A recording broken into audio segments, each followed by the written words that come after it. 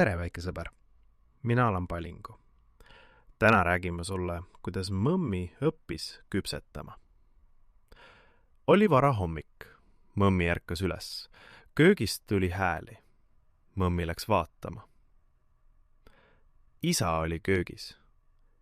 Pst, sosistas isa. Tule siia. Täna on emme sünnipäev.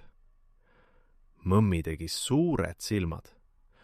Teeme emmele küpsiseid, ütles isa. Laual oli suur kauss ja jahupakk ja munad ja suhkur, palju asju. Kalla jahukaussi, ütles isa. Mõmmi kallas. Puh! Valge pilv tõusis õhku. Jahu maandus mõmmi ninale. Apsih! Aevatas mõmmi. Isa naeris. Mõmmi ka naeris. Nüüd muna, ütles isa. Mõmmi koputas muna vastu kaussi. Kraks! Muna libises kaussi sisse. See oli libe ja naljakas. Siis suhkur, ütles isa. Mõmmi kallas suhkru kaussi. Sah, sah, sah! Suhkur säras nagu lumi. Nüüd segame. Mõmmi haaras lusika. Ta segas ja segas. Klops, klops, klops, klops. Tainas muutus pehmeks.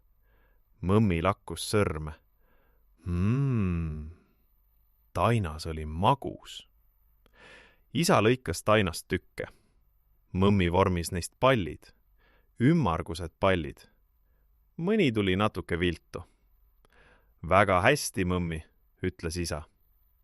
Mõmmi naeratas uhkelt. Isa pani plaadi ahju. Ahi oli soe. Mõmmi ootas ja ootas ja ootas veel. Ootamine oli raske. Siis tuli lõhn. Magus lõhn. Soe lõhn.